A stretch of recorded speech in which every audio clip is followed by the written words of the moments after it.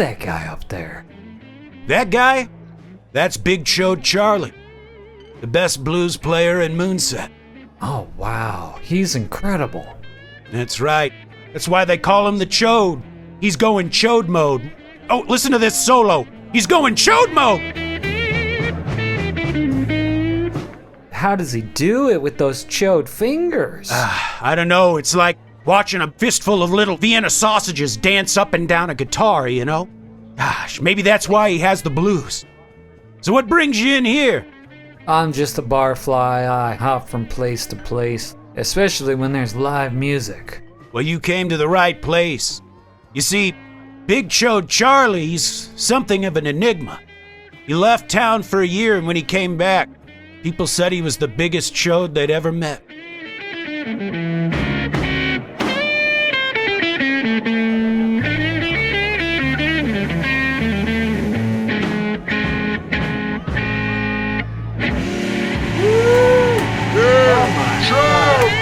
Killed it!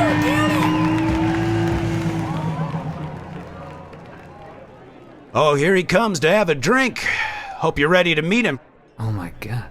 Here he comes. Well, all right. Hell of a setup there, my man. Thank you, young man. My name's Big Bobby Chode. A lot of people around here just call me Chode. Chode Mode. Steven Choderberg. I went through a lot of names before I settled on Big Chode Charlie. But it came at a heavy price, I'll tell you that. Really? I imagine you practiced 10,000 hours, am I right? Oh, a lot more than that. You see, one night, I couldn't take it anymore. I was tired of working dead-end jobs, having no money. So I picked up my 6-string, strapped it over my shoulder, and I walked on down to the Crossroads. That's where I met the man himself, Beelzebub. Beelzebub? That's right. You met him? In the flesh. He smelled of sulfur and Vaseline. I tell you, he did teach me how to play the blues. You see these fingers? I don't think any of them are more than a 1/4 inch long. But see how fat they are? Yeah. That allows me to play notes that no other human being can play. Is that right? That's why they call it Chode mode. Wow, well, it's very impressive, my man. However you got those skills. Well, let me buy you a drink. Bartender, get this man the finest glass of whiskey available. Who am I serving this drink to? Well, this guy right over... Oh, where'd he go? That's old Chode mode for you. Here today, gone tomorrow. The man's a mystery. He just shows up and he just goes away whenever he wants. But it looks like he left you a little token, young man. Oh, he left his guitar pick. Interesting. Looks like a crossroads on there. Hang on to that, son. You never know when it might come in handy in a bargain.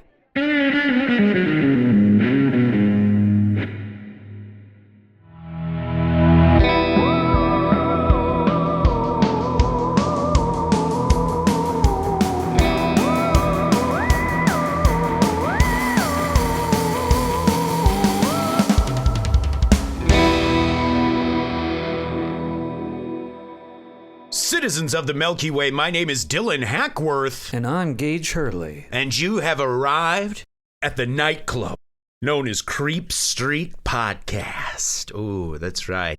There's cigarette smoke in the air, smell of stale beer, and on the stage, just some lone figure, a shadowy figure, with a guitar telling you about his hardships, his or her hardship.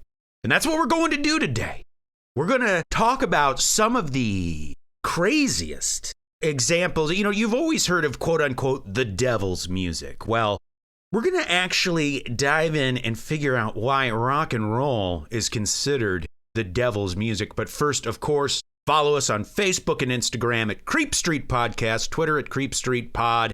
We're also on TikTok. Of course, if the schedule we're at right now just isn't enough for you, if you got that itch, you need to shoot it straight in your veins, you just head on over to patreon.com/Creep youtube.com/creepstreetpodcast for all sorts of goodies. Now, Gage, I feel like this is one, you being a musician yourself, this is going to be a fun one to dig into because I feel like, especially you, I'm a musician too, but I feel like especially you who gets paid to compose and stuff, I'm interested to see what you think of all this lore and stuff. It's really cool stuff. Oh yeah, I bet. And I'm like slightly familiar with some of it, but I'm very excited to see what you've dug up and the research that you've done and hear some of these stories for sure. Oh yes, well let me tell you where I got my stuff from, folks. These are my sources. First, an article called Faustian Pacts, Musicians Said to Have Made Deals with the Devil by Alex James Taylor at Hero Magazine. Tommy Johnson, The Devil's Bluesman at blueslegacystories.com. The Mystery of the Devil's Sonata by Brent Swanser at Mysterious Universe, and a book called Devil Music, A History of the Occult in Rock and Roll by George T. Case. All right. Folks, we've mentioned it many times. It's said that, they say that there's certain things that almost maybe conduct as in the way like something conducts electricity. There are certain things that might amplify or conduct paranormal activity. One is water. A lot of studies have shown that houses near some sort of, whether it's a lake or a river or something, for whatever reason, there's a higher level of paranormal activity. Another place is places of transition. Places like airports, hotels, places where you aren't permanently staying, you're just passing through. Another place is crossroads. Believe it or not, a place where two roads meet has always long been associated with, as we know, where you might meet somebody, maybe even the devil himself. And that legend really kind of starts with Robert Johnson, who is kind of, in many ways, not just the father of the blues, but is really kind of the granddaddy of rock and roll when you think about it, because it was that Delta blues mixed with gospel that really sort of created rock and roll in those early days. But before we get into that, consider this the pre-Johnson era. So no one's got a Johnson right now. No one's got a Johnson right now before Robert Johnson, and believe me, there were many. Let's go all the way back and start with a man named Giuseppe Tartini.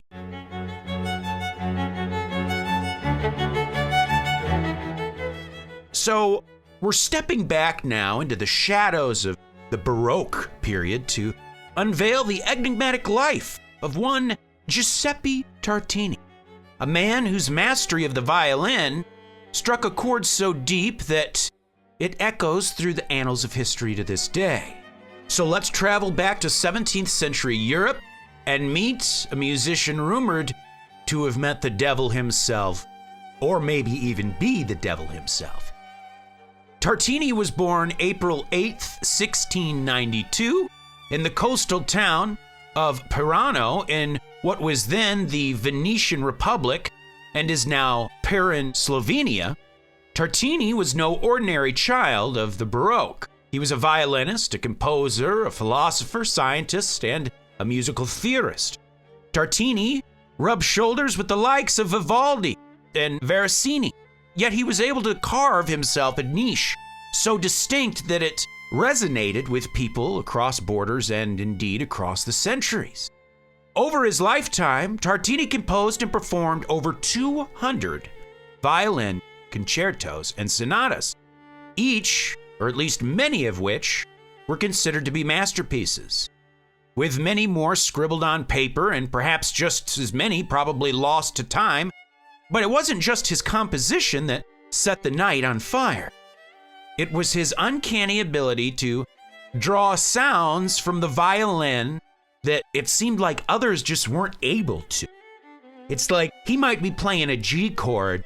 It's only Tartini could play a G like that. Able to evoke sounds, music that almost seemed unnatural, otherworldly.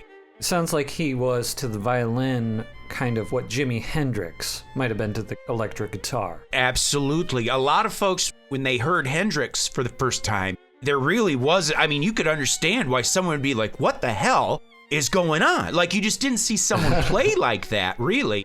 That's actually a great point, and he may or may not pop up later on. Dubbed the Il Maestro del Nazione by the Italians and Le Legisteur de l'Occult by the French, forgive me, I'm sure I pronounced those wrong, Tartini was the virtuoso's virtuoso, like a man's man. He was a composer's composer. He was the first known composer to wield a Stradivarius violin, crafting notes that were as technically astounding as they were hauntingly beautiful.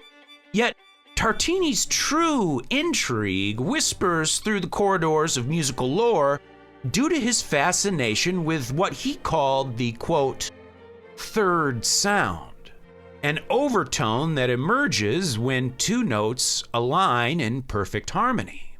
A phenomenon, some wondered, was more alchemy than acoustic. It was this obsession with the hidden layers of music that led Tartini down a path shadowed by mystery and rumors. His life's work extended beyond just performing. Tartini delved deep into theory of harmony and acoustics, publishing numerous papers that danced a fine line between science and supernatural. Was Tartini simply ahead of his time, or was there something otherworldly about this man?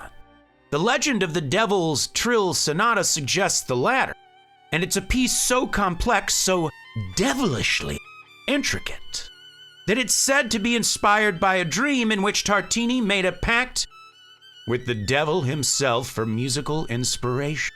Fascinating. I know, right? Pretty fascinating stuff. It sounds like what he's talking about are overtones. Yes. What's funny is you listen to someone, a more modern composer like, say, a Philip Glass, where it's all these overtones. It's kind of like how when we think, you and me can't imagine a time when Buddy Holly was considered the devil. Our parents probably would have been thanking God if we were just listening to Buddy Holly, and it just shows you it's one thing if there's a song with bad words or something in it. Imagine playing a piece of orchestral music and someone's mom being like, "What the hell is that? Turn it off now." As if you're listening to some parental advisory. Such tones invite Satan into the home. Exactly. And I'm sure in a way that was kind of that day's version of it. Someone pushing the boundaries of what was known at the time. And it's a tale as old as time. We'll obviously get to it probably in volume 2, but Marilyn Manson burning Bibles in the 90s. In the 90s, that was a very spooky thing. It's just funny when you contrast something overtly satanic with what they perceived as satanic back then, which seems so innocuous. Exactly. It's just so funny to think that it's just a tale. Like, people are people. Even through the centuries, people remain people. I think it's anything new and unusual sounding sounds devilish to people. At least religious extremists. Exactly. Which in that day, compared to modernity, most people kind of were. All right, folks, next we're going to talk about a gentleman named Niccolò Paganini. Which sounds like like something you get at like Panera Bread. I love a good Paganini. Me too. Man, it sounds loaded. Just, rich, warm. Well, let's draw back the curtain on the shadowy life of Paganini, a man who had an unearthly talent on the violin that was so good that people started to wonder if he had not made a dark bargain of his own, struck at some crossroads somewhere in this world. He was dubbed the Devil's Violinist, and Paganini's saga is a symphony of mystery and marvel, blurring the lines between man and myth. He was born on the foggy night of October 27th, 1782 in Genoa, Italy. Paganini was cradled into a world where strings and shadows played in eerie harmony. It's rumored that his mother, a woman determined to see her son launch into musical stardom, struck a chilling pact with the devil himself for her son's soul, for his place in history as the greatest violinist to ever play. Which, come on, Mom, that's one thing to say, hey, I want my son to be the greatest in the world, so you make a pact. But it's like, To make your son, sure, take his soul too. Yeah. I mean, she could have offered her own in exchange. I don't think that the person getting the gift is necessary. I think it just matters about, I think all the devil cares about is souls. I don't think he cares if it's the one that's... Yeah, I wonder how well that would hold up in the court of the afterlife. I mean, I would definitely suggest Paganini get himself a good angelic lawyer. I mean... Not just with the devil, but with his mom. You want to talk about a stage mom? Paganini had a stage mom. All like the mothers in like dancing shows that they did where they scream at kids and make them cry. Like beauty pageants and stuff, yeah. Yes. Paganini, it sounds like he was living that life, just in musical form. From the tender age of 5, it's said that Paganini's fingers could dance on a mandolin like Fred Astaire on a Coke bender. And he would practice under the stern watch of his father. By age 11, he was a prodigy on public stages. And by 13, no teacher could teach him because he was better than the teachers. His skill almost seemed otherworldly, and many people started to think that it may be. Paganini was an enigma. He was a virtuoso whose performances were almost like a blend of showmanship and sorcery, which honestly, in a lot of ways, whether it's a composer, an actor, a filmmaker, in a weird way, the bests are kind of like that. It's the magic. It's why we call it movie magic or this magic. It's the best of the best are able to do things that make you think, how the hell did they do it? Right, because even the experts in their field are in awe of what they've done. Exactly. And I like that. I like that idea of a blending of sorcery with showmanship. It's kind of true. Yeah. But it said as he would compose and as he would play, his body would contort.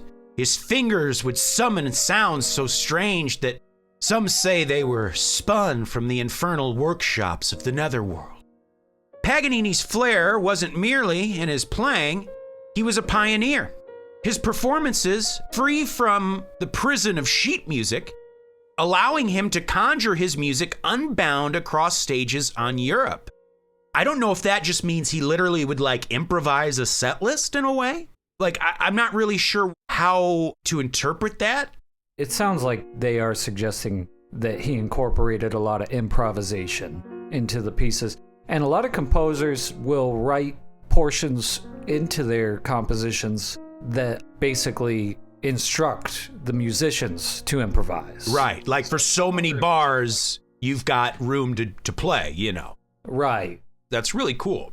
It's cool to think that they were doing it back then too. It's Yeah, because it was probably pretty revolutionary, pretty unique. I mean, might not have been very common. It probably wasn't. And I could see why that would be for someone of that age, why someone who would think he has supernatural abilities, to be able to, in a live setting, all of a sudden you kind of are able to just improvise something. I mean, I'm sure that was pretty impressive. Especially with an orchestra. Yes, with an orchestra as well, absolutely. And you have to imagine that just only speaks to his skill as a conductor as well, to be able to conduct that orchestra, to keep them all on that same page and all that. Keep those fucking timpanis on tempo. Hey, Steve, I heard you on those timpanis. The f*** you think you're doing? Huh? His appearance, too, was a bit striking, they say. His face was said to be gaunt, with hollow cheeks, pale skin, and flaming eyes. Often, he was cloaked in black, as if in mourning for the soul his mother traded for him. Well, he sounds like an early version of like Johnny Cash. He's the man in black in a weird way, you know what I mean? When the pag comes around.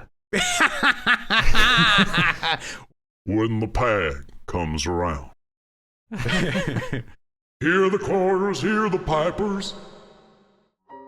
A fan in Vienna once swore he saw the devil tuning Paganini's strings. None could silence the rumors that perhaps Paganini was not alone in his musical conquests, which, first of all, using the devil is essentially your caddy, your roadie. That's what I was thinking. It sounds like the devil's is working for him in a way. Tuning it up for him. Make sure that E isn't flat. Yeah. He's like the dude that, like, when you see a live show and maybe in between songs, they'll trade out a guitar and the roadie will bring it to. I can just see this, like, little guy with horns just running out with a different violin. Yeah. It sounds like the devil's more in awe of Pags than anything. And, yeah, that was me, man. Speed of Sound tour. I was there. I like to think that, like, when, like, the roadies will come out and before the show, like, the guy will get on the drums and he'll just, like, doom, doom, ta. I just like to think, like, the devil sitting there in front of an audience waiting for Paganini just going, doom, top, doom, top. I like to imagine him checking the mics with some bad singing. You raise me up. Yeah. So, tales of doppelgangers with devilish features shadowing his performances only fueled the fires of his legend. Did the devil himself occasionally play in Paganini's place as a reminder of their eternal contract? That's kind of interesting, I thought, about doppelgangers. Like, sometimes people wondered if it was the real Paganini on stage or if it was maybe the devil wearing a Paganini costume. Once again, the devil sounds like a superfan. It's Paganini cosplay. Well, such stories became part of the Paganini enigma, and his life was a melody all its own, intertwined with the macabre. Despite his celestial talent, Paganini's health was a continual march of maladies. He had syphilis, he was treated for that. He was treated for it with mercury, also was treated with mercury for tuberculosis. Each ailment was leeching away at his life until at the age of 54, he retired from public eye. And in his final years, he did a little bit of teaching and tried to avoid death, it's said, as much as possible, until the devil finally came to collect his due in 1840 in Nice, France.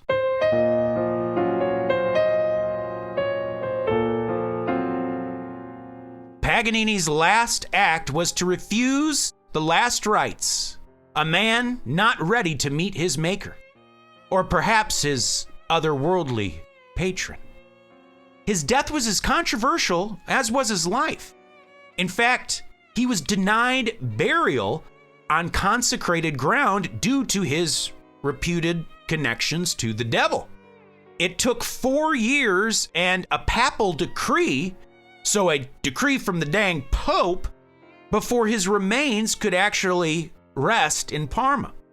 So think about that. It took a while till he could even get, like buried in like a church graveyard. Like, think about that. Like, that is so funny to me. It's one thing to hear a modern band and be like, okay, maybe they're satanic, but it's like, how can you like hear a symphony and think that guy worships the fucking devil? Just because it's, I guess, spooky? Like, I don't know. Maybe. It's probably a combination of the times, but also these people, this is probably all the music they were familiar with, orchestral music. So maybe they were picking up on things that we wouldn't necessarily. True. Today. And it could be musically that again, I'm sure Paganini must have been pretty unique and pretty special of a composer to sound so different to these people. And if you think about it, I wouldn't be surprised if maybe younger folks were the ones who were more into his music. And typically when younger folks gather around something in the zeitgeist, it gets deified, because is it corrupting our youth?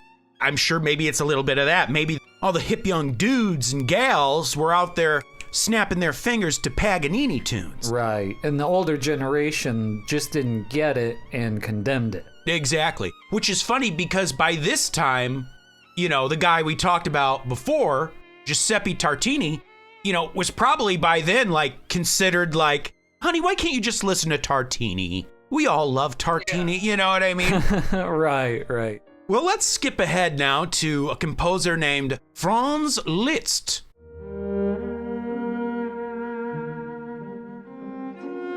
In the shadowy corridors of 19th century European music, where the grandeur of classical compositions met the tumult of romantic fervor, there was a figure both celebrated and shrouded in mystery and rumors of the occult. His name was Franz Liszt, a virtuoso pianist whose fingers could play the keys as if his hands were possessed, as if they were the little hand from Addams Family. I just imagine that, like Thing or It or whatever. I just imagine that.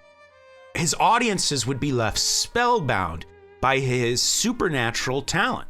Not just his music, though, but by rumors that also, of course, circled his life.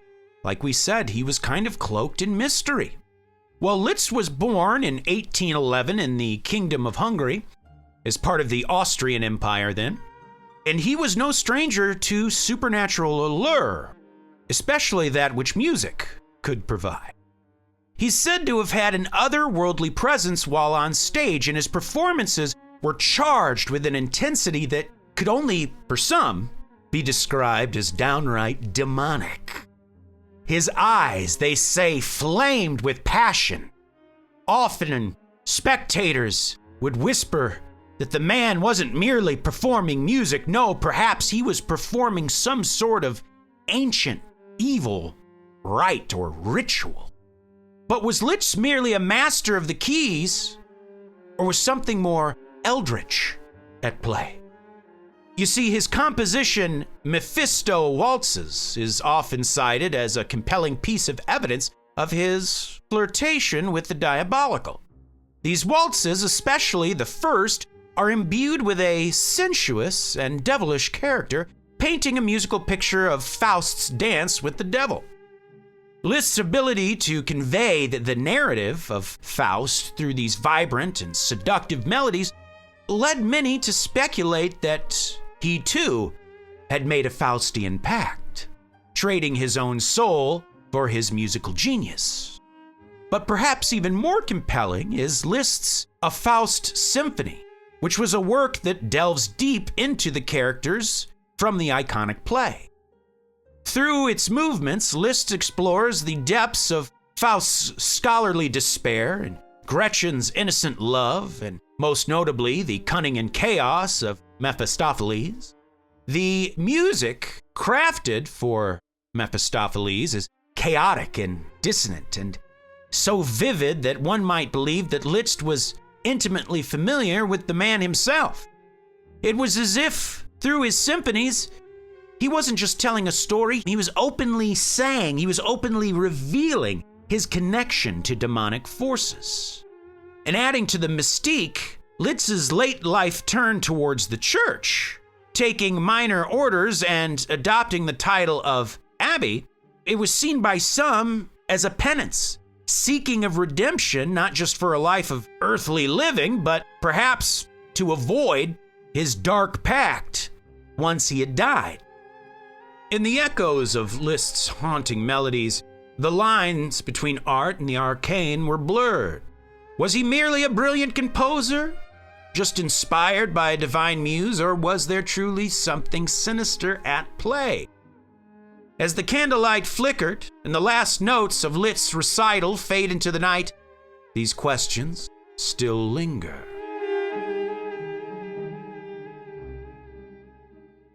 Let's talk about Robert Schumann. So far, the folks that have come before, your typical, like, they just played so wild that people thought they were inspired by the devil. Once we get to Schumann and Wagner, you start to see something a little bit different, something truly sinister. Because in the tapestry of 19th century romantic music, where each thread would vibrate with passion and melancholy, the story of Robert Schumann stands out with its dark and eerie mystery.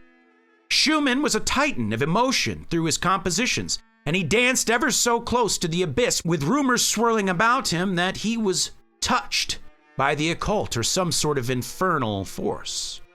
He was born in 1810 in Zwickau, Saxony. His life was a concert played in the key of tragedy and brilliance. Life to the key of brilliance. When he began his musical career, he had aspirations to become a virtuoso pianist. But he had a hand injury, and that injury itself is as mysterious as it was misfortunate, and it diverted much of his musical path toward composition. And it was in this realm that Schumann would make his most well-known work, his haunting melodies, and people began to wonder if his genius was not entirely of this world. He loved to delve into the mystical, and Schumann's works often flirted with the fantastical. His fascination with the macabre and supernatural is palpable in pieces like Carnival, in which characters such as Eusebius and Florestan, representations of his own dual nature, serene yet wild, earthly yet otherworldly, these alter egos suggest a man grappling not just with the notes of the score, but with forces that might extend beyond the veil of reality. The most chilling tale, however, centers around his late symphony, the mysterious and unfinished Ghost Variation. Composed during the final tumultuous years of his life when he was wrestling with severe mental distress, Schumann claimed to be haunted by spirits who delivered the theme of these variations. So here we actually have, for the first time, now it seems like maybe he was unwell at the time mentally, but doesn't mean he's not telling the truth. You know, it's like that famous Nirvana quote, just because you're paranoid don't mean they're not after you, which I've always liked. Yeah, someone can be paranoid normally, it doesn't mean they're wrong, you know what I mean? So yes, maybe his mind, maybe he was in a state of mental disarray, but he claimed that the music was coming from these otherworldly forces. He claimed it himself. So here we have, for the first time, someone actually saying, oh yeah, no, I get my stuff from the other side, you know, whereas before it was just hints and allegations. Right. It was coming from the listeners, essentially, not from the composer himself. So it seemed more like people just speculating, whereas here he's kind of outright saying, this is where I got this inspiration from. Right. Now, like you mentioned, who knows if he's correct or not? One thing I will bring up is, as a composer, you can really obsess over a song and obsess over individual notes sometimes. Yes. And even wonder if there's a better combination with the same notes. And it sounds like when he's talking about the spirits delivering the theme of these variations, I can tell you in my personal experience, I've had times where I just could not get my own melody out of my head because I'd been working on it for so long. And if he was in a state, of mental decline, maybe that could have played into that obsession a little bit, even that unconscious replaying of the notes in his mind. Exactly. Right. That's a very good point. But what's interesting is he described these spirits as angelic and even hinted that they were sent by Schubert and Mendelssohn from the beyond. So he's not saying demonic, he's saying they were angelic forces, but still someone saying the other side brought me something. This spectral influence began to blur the lines between inspiration and what could possibly be hallucinations. And it led eventually into full-blown madness. Schumann's obsession with cryptograms and musical coding, often embedding names and messages within his compositions. And it also feeds into the narrative of a man who might have actually been in communication with something arcane. His use of the musical notes corresponding to the letters of his name, Schauman, along with his deep dive into the esoteric aspects of musical structure, suggests a flirtation with the alchemical and hermetic traditions, practices that were steeped in the transformation of the mind and the soul. The crescendo of Schumann's life was his tragic attempt to drown himself in the Rhine, a river laden with its own lore and legends, of course, followed by his admission into an asylum. And here, in his final act, born from a mind overwhelmed by both real and imagined sounds, was a man who might have heard too keenly the tune from the other side. Now, before we get on to more modern day, starting with like Robert Johnson and stuff, we got one more here, and that is Richard Wagner. Wagner is a figure whose life and works have been surrounded, of course, by controversy, particularly his views and later adoption of his music by the Nazi Party. Wagner's music and its ties to German nationalism and anti-Semitism are very well documented, with his operas and writings having influential Nazi ideology attached to them. And although he himself died half a century before the rise of the Third Reich, Wagner's philosophical engagements included a period where he was influenced by Arthur de Gobineau's racial theories. Although the extent and impact of this on his work remains subject to debate, you see, Gobineau's essays, which expounded on racial purity theories, was read by Wagner, and they had several discussions about racial and religious theories. These ideas are reflected in some of Wagner's late essays, where he discussed concepts of race and purity and probably stuff you wouldn't want getting out today, you know what I mean? I mean, if you're talking about race and purity, I mean, it's chances are it seems you're driving down a certain road. Though he also did express some contradictory views, advocating for Christian values over racial ideologies in some of his writing.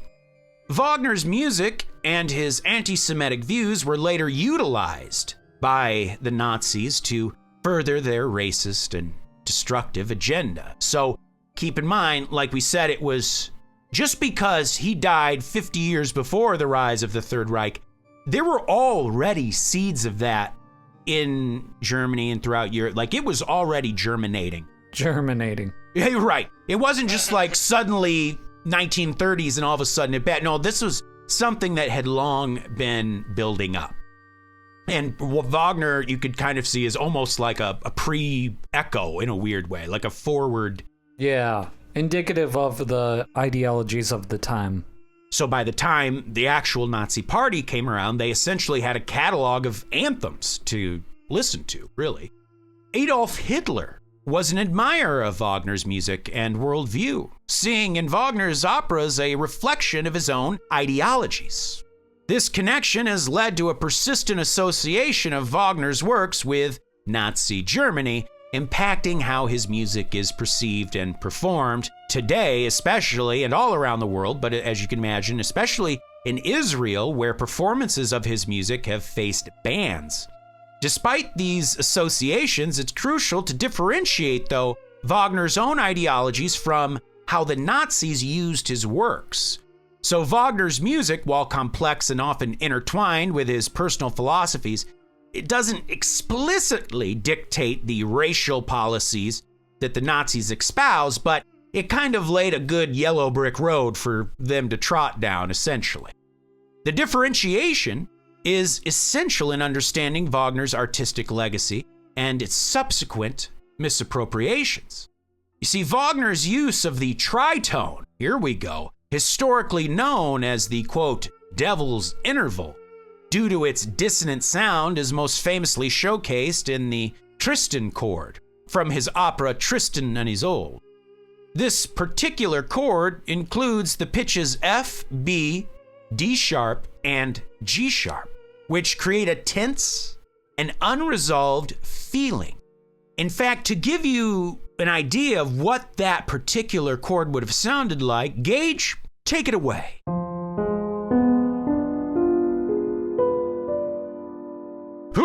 Sends a chill down your spine, doesn't it? Oh, man. It does. It does. Wagner, you son of a... I don't f with that chord. I don't f with that chord. Leave it on the shelf. This one's expired. Put it away. Wagner's use of the tritone in this context was groundbreaking because of how he handled its resolution, or rather its prolonged lack of resolution throughout the opera. This musical technique was emblematic of Wagner's innovative approach to harmony and dramatically influenced the direction of Western music. The tritone itself is made up of 3 whole tones that has been used in various musical contexts to convey feelings ranging from longing to desire to tension and instability. In the Renaissance, the interval was avoided in compositions meant to be beautiful and express the majesty of God. However, once the constraints of the church were lifted from music, Composers like Wagner began using the tritone to express more complex emotional and narrative themes in their music. And in Tristan and Isolde, the Tristan chord does not resolve until the very end of the opera, creating an extended sense of musical and dramatic tension that aligns with the themes of forbidden love and longing in the narrative. This innovative use of the tritone was a significant departure from the traditional harmonic resolutions prevalent during Wagner's time and has been seen as a precursor to more modern musical developments, such as atonality and the dissolution of traditional tonal harmony. As a composer yourself, before we jump into the blues, what do you have to say on that, especially like the whole concept of tritones and stuff? You're a bit more well-versed in that stuff than I am. Yeah, sure. So basically, it's about as minor of a chord as you can construct, basically with the tones only 3 semitones apart. Now, when you build a chord, starting from any particular note, if you go up 3 semitones from your starting note, you're going to have a minor third. And basically, he's constructing these chords with minor thirds on top of minor thirds. So, as you can imagine, that is about as minor, other than playing all the notes right next to each other. It's about as dissonant and still tonal as you can get. You know, it's funny, when I was little and I was learning to play music, the way I would know when I was hearing a major chord as compared to a minor chord was I would just know that when I heard a major chord, it made me feel happy or more energetic. And that was just when I was little, that was how I would know if a chord was major or minor. And then, as I got older, I learned how to, what it really is and then how to actually use that. But that core instinct, though, is true. That like they said, there was a time in the Renaissance where they avoided using these sorts of notes, especially when it came to crafting music, spiritual music or what. So totally makes sense. Well, I'll tell you what, Gage. Talking about all those composers has given me the blues. Oh, yeah? Me too, a little bit. Especially Wagner. Hearing about all that nasty Nazi stuff, damn it, it's given me the blues. And I think there's none better to tell us about the blues than Mr. Robert Johnson.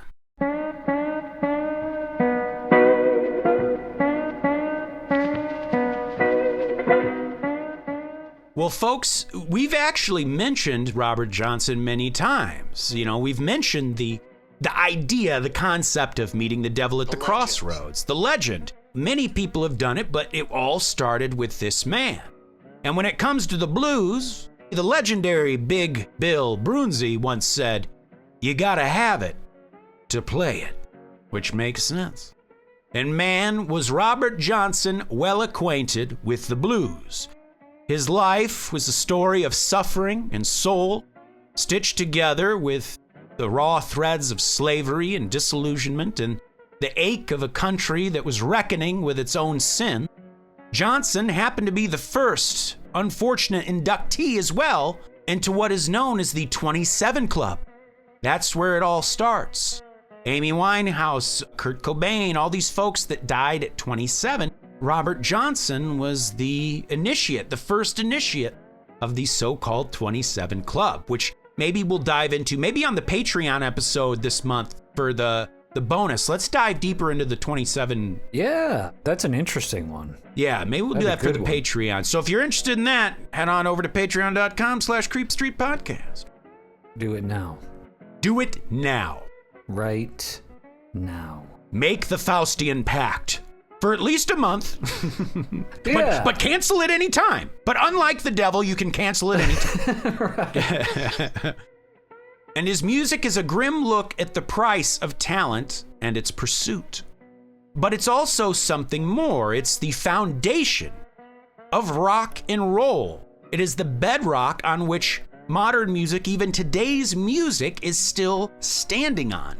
And perhaps most famously of all, it's a story shrouded in shadow and laced with mystery. To call Robert Johnson's story legendary, it's almost an understatement, because a figure as enigmatic and darkly captivating as Johnson, the tales that surround him become as important as the songs themselves. you might not know a Robert Johnson song, but you've probably heard about The Man Who Goes to the Crossroads, which is kind of interesting. It's like, you ever notice that you'll hear a song and it's like, oh, I don't know what band sings it, but I know the song. It's almost like, in a lot of ways, it's the opposite. Sometimes you'll know the name Robert Johnson before you even know the music. Right, like you mentioned, Oh Brother, Where Art Thou, I think at some point. That is a perfect example of how his legend has kind of surpassed his own work. Exactly, right. They're inseparable. A haunting harmony of myth and melody, and in Johnson's case, those tales go far beyond the ordinary. His story doesn't just scratch the surface of what music can mean, it digs deep into the roots of why we're drawn to rock and roll in the first place. It's impossible, literally, to overstate Robert Johnson's influence on rock and roll. It truly is. Well, as the legend goes, the night was thick with high strangeness. Something unseen but definitely felt. A kind of weight in the air that felt downright oppressive, that made the world feel just a little off-kilter. And maybe that's why we still remember it, and why the tale is lingered in the modern zeitgeist, just like the humid air of the Mississippi Delta. As the tale goes, the sun had faded away that day, and night spread across Mississippi. Stars scattered across the sky, and the moon climbed high over the bayou, adding a glow to the gnarled tupelo trees that stretched their crooked fingers towards the heavens. But someone was on the move that night, and through the mist, there he came.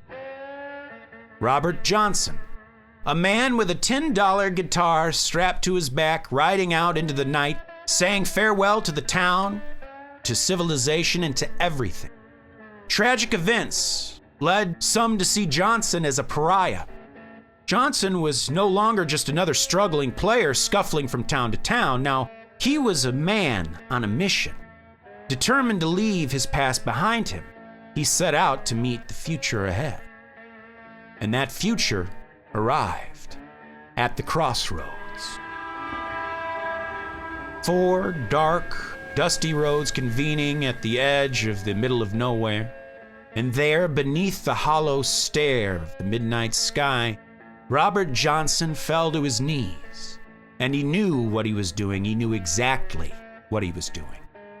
He stretched out his arms, holding out his guitar as if offering it to the darkness of the night. And as the legend goes, from that darkness, the devil himself stepped forward, ready to make a bargain. According to the tale, Johnson wasn't just wanting a hit song or good fortune or money. No, this was about something much greater, something eternal. For the price of his soul, the Prince of Darkness would grant Johnson true greatness. Not just granting him unmatched skill, but turning Johnson himself into a legend.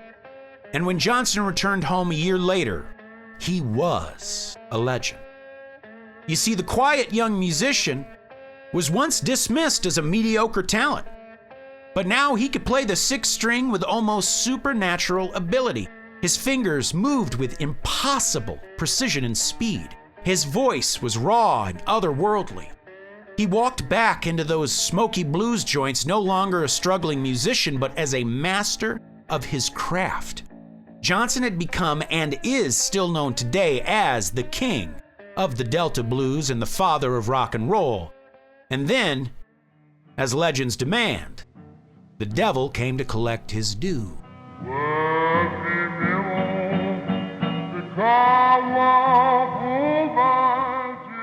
It's a story of modern mythology tangled in the deep roots of the South. And as Keith Richards once said, you only have to hear Johnson wail, quote, "I went to the crossroads to feel that something is wrong. Something is cursed." But what if this legend can actually be pinned down as fact? Because Robert Johnson, the man, was truly as much of a mystery in life as he is today, long after his passing.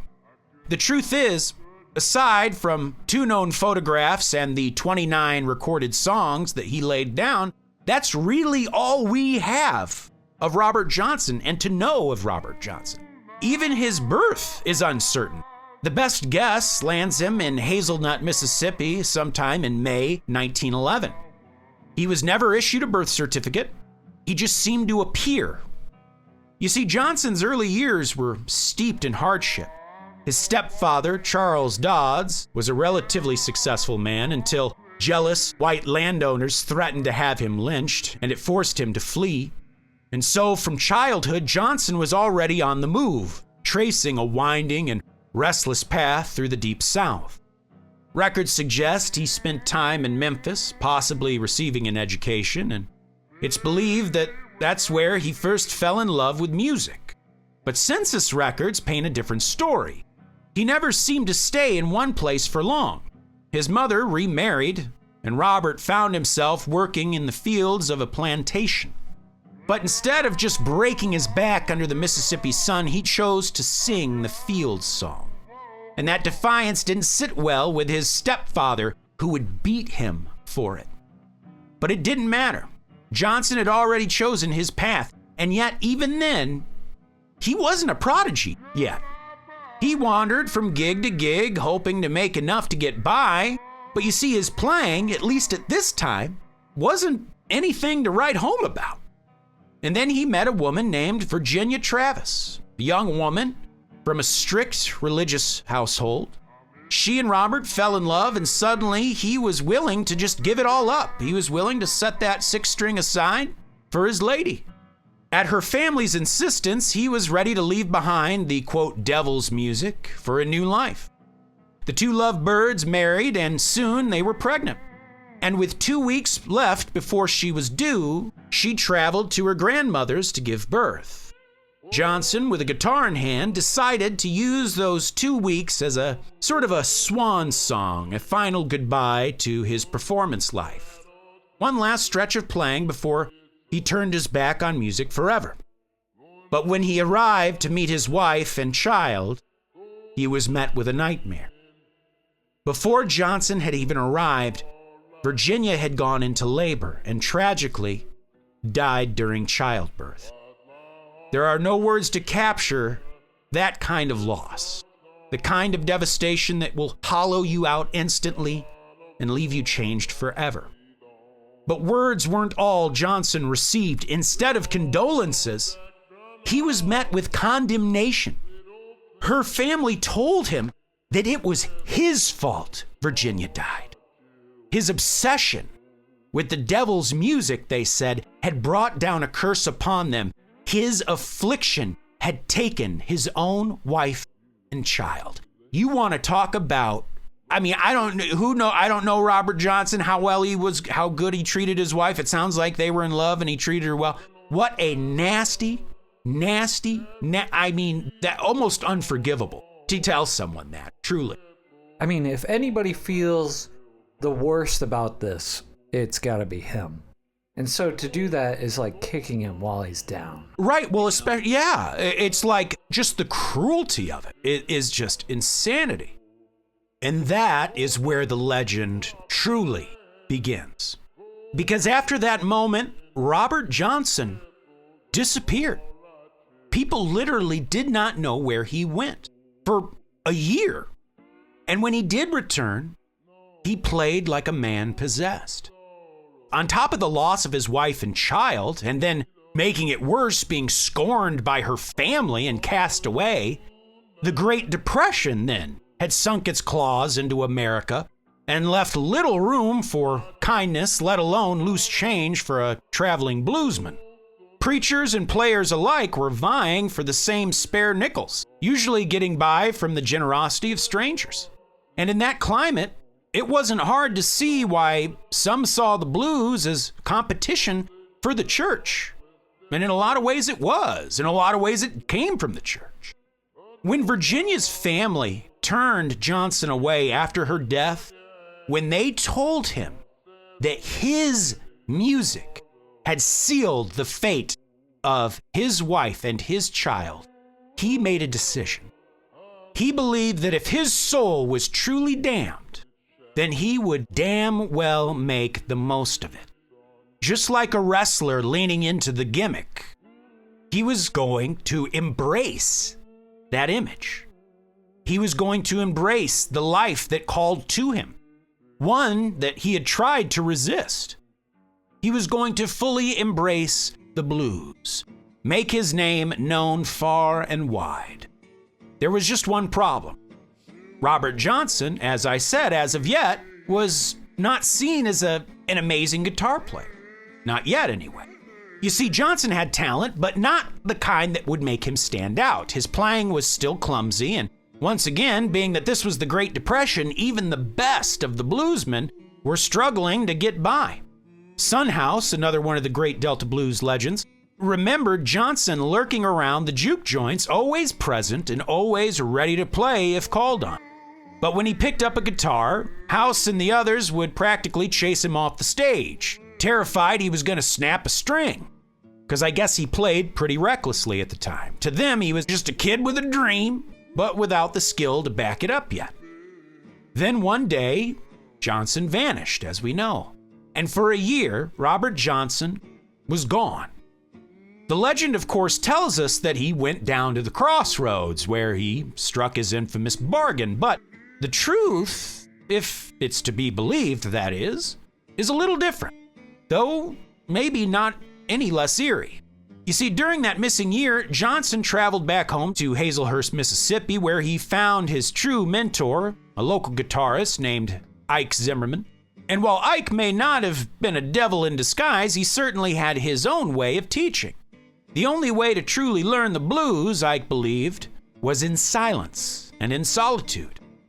So every night, just before midnight, Ike would take Johnson to a graveyard, and surrounded by the dead, Johnson honed his craft.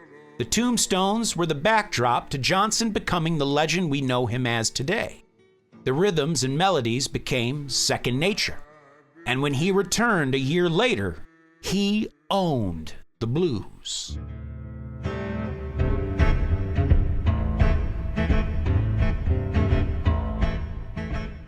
The transformation was magic either way, whether it came from the devil or it was just how he, in a year, completely transformed.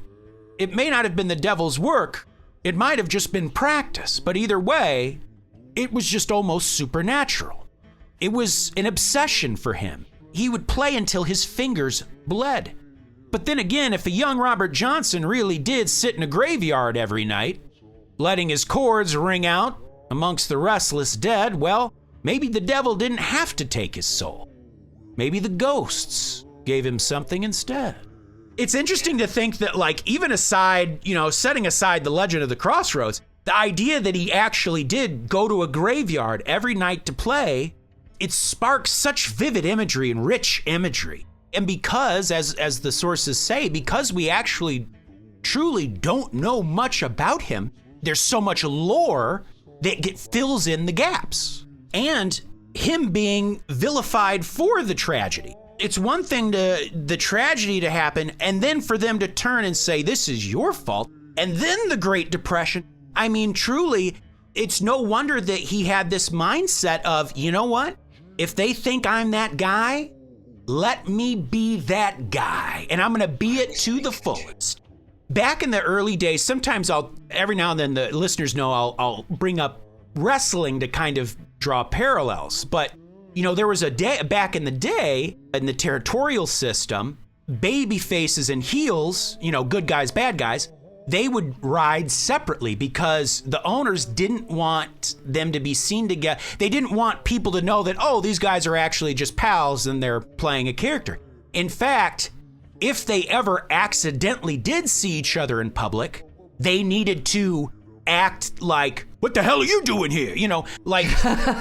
There's like a great story of they were traveling, it was Ric Flair and the guy, this was back before, the WWF days and stuff. And they were in like a convenience store and they just happened to end up there at the same time. And of course, people are like, oh, look, it's Ric Flair. And then they kind of had to act like, you got a lot of nerve showing your face here. They had to actually act it out. But it's true. It's like, you know what? If they're going to accuse me of this, I'm going to be this and I'm going to be the best at it. Right. Yeah. No, I thought about that too because it almost feels like destiny. Like he already had this sort of proclivity, I guess, but then on top of it, for this tragedy to strike, it feels like a movie. It feels like the natural response is that he doubled down, especially when you hear the story of the graveyard. Right. It almost sounds like if he wasn't already into this enough already, probably as an artist, exactly like what you're saying, he said, I'm going to not fight this perception of me anymore. I'm going to embrace it. Right. And he leaned into it with songs like Me and the Devil Blues, all that stuff. But yeah, it's kind of like, think about how people will say, talking about Batman, that Bruce Wayne is actually his disguise. In a way, you could say that about Robert Johnson. In a way, Robert Johnson's disguise was trying to be an honest family man or whatever, like a regular, not honest family man, but just trying to be what they were trying to force him to be. A good citizen. Right. In a way, that was his disguise. And in a way, you could look at it as, you know what? I'm going to lean into the person I dreamt of being, and I know I am. Absolutely. I feel like a movie needs to be made about Robert Johnson, and I'm shocked that one hasn't been made. And I would love to see a movie that plays up, like doesn't actually tell you if he really sold his soul to the devil, but kind of suggests the whole movie. Tell the legend rather than the story, or blend it a little of both. Yes. Well, before we move on from the blues, there's a few other old blues players we got to talk about here. And one, no relation to Robert Johnson, was Tommy Johnson.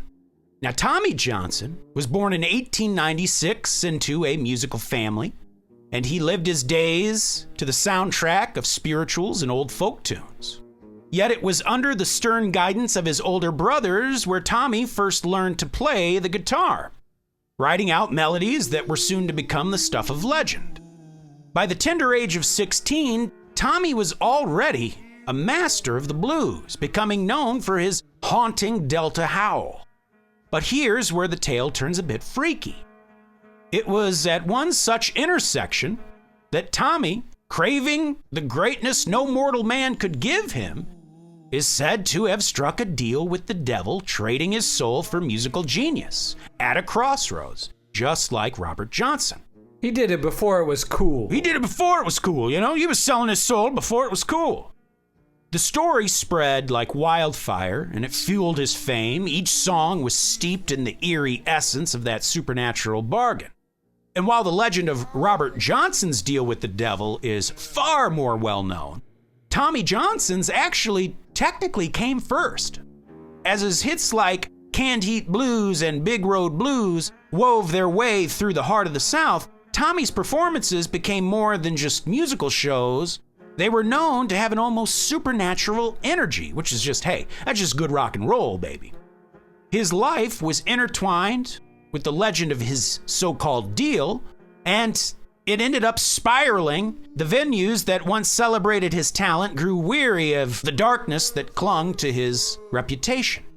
Tommy's final days played out just like a blues song. His battle with the bottle and the burden of his pact took their toll, leading to a lonely death in 1956. Yet, like the lingering notes of a guitar in an empty hall, Tommy Johnson's legacy endures. But it is interesting that Robert, for whatever reason, just hit the zeitgeist for whatever reason. Yeah, and it's sad for Tommy. He can't get the recognition he deserves because of Google searches. Hey, It's truly. like, did you mean Robert Johnson? Right, exactly. And they're unrelated. This is two separate Johnsons. Apparently the devil has a thing for Johnsons. Devil loves Johnsons. Devil's got a thing for Johnsons. He loves Johnsons. Now let's talk about another old Delta blues player named Petey Wheatstraw.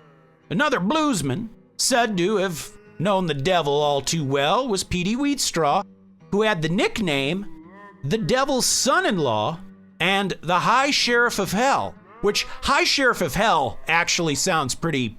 that actually sounds dope. The Devil's Son-in-Law sounds like, well, you're not related.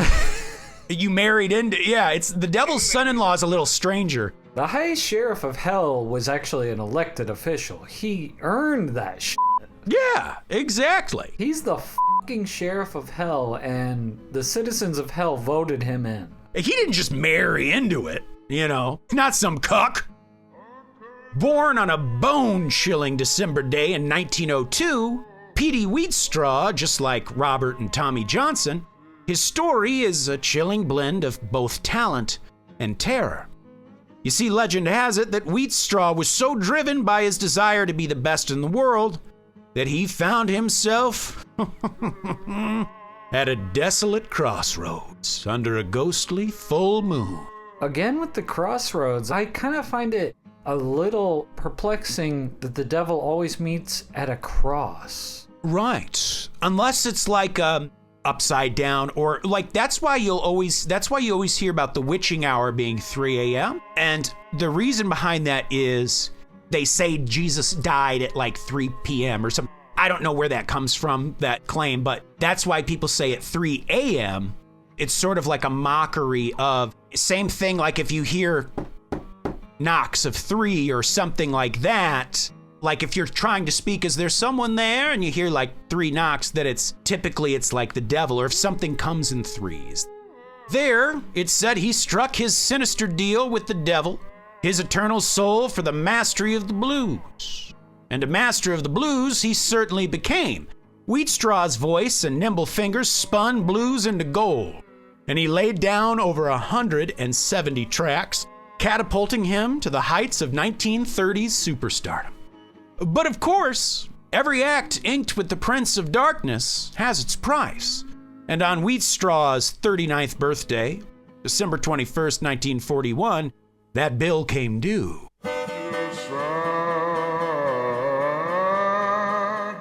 In a twist of fate, Wheatstraw and his buddies, perhaps scoffing at the very destiny they once dared to defy, tried to outrun a roaring freight train at a crossroads, eerily similar to where he had made his fateful deal.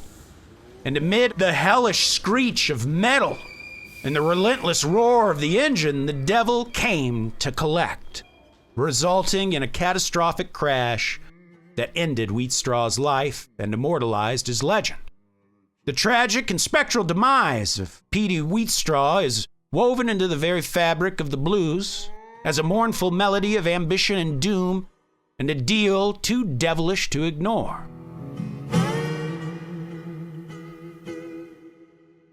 Well, folks, that is going to wrap us up for part 1 of Rock and Roll in the Occult, The Devil at the Crossroads.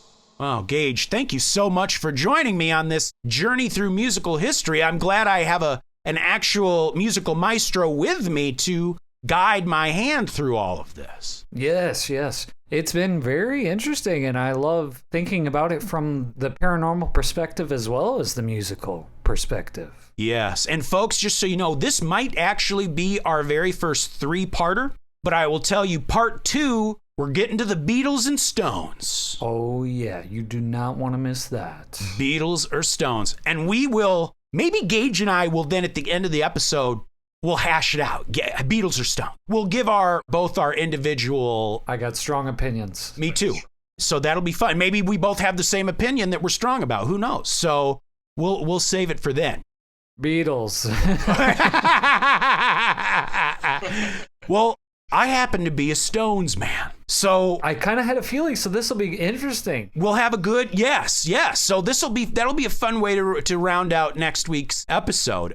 Well, I'll tell you, Gage, what doesn't give me the blues. Oh yeah, what's that? The names of our top-tier Patreon subscribers. Of course, the Dream James Watkins, the Finnish Face Via Lungfist, the Madman Marcus Hall, the Tenacious Teresa Hackworth, the Heartbreak Kid Chris Hackworth, the Oh-So-Suave Sean Richardson, the British Bone Breaker Bex Gray, the Notorious Nicholas Barker, the Terrifying Taylor Lashmet, the Count of Cool Cameron Corliss, the Archduke of Attitude Adam Archer, the Sinister Sam Kiker, the Nightmare of New Zealand Noeline Vivilli, the Loathsome Johnny Love, the Carnivorous Kevin Bogey, the Killer Stud Carl Staub, the Firestarter Heather Carter, the Conqueror Christopher Damian Damaris, the Awfully Awesome Annie, the Murderous Maggie Leach, the Servant of sexy Sam Hackworth, the evil Elizabeth Riley, Lauren Hellfire Hernandez Lopez, the maniacal Laura Maynard, the vicious Karen Van Vieren, the arch nemesis Aaron Bird, the sadistic Sergio Castillo, the rapscallion Ryan Crum, the beast Benjamin Huang, the devilish Chris Doucette, the psycho Sam, the electric Emily Zhang, the ghoulish Gert Hankum, the renegade Corey Ramos, the crazed Carlos, the antagonist Andrew Park, the monstrous Michaela Schur, the witchy wonder J.P. Weimer, the freaky Ben Forsyth, the barbaric Andrew Barry, the mysterious Marcella, the hellacious Cale Hoffman, and Pugblorb, the poltergeist. Oh, yeah, that's right, folks. And if you want to be just like them, head on over to patreon.com/Creep Street Podcast. All right. I'm looking forward to next week, Gage. We have a lot more rock and roll to unearth. We'll try to scale our way through it. Ho! Let me tell you, for a joke like that, you should be behind bars. 12 bars. Oh! 12 bar blues, ladies and gentlemen. Anyway, well, let's get out of here before the devil comes calling. Citizens of the Milky Way, my name is Dylan Hackworth. And I'm Gage Hurley. Good night and goodbye.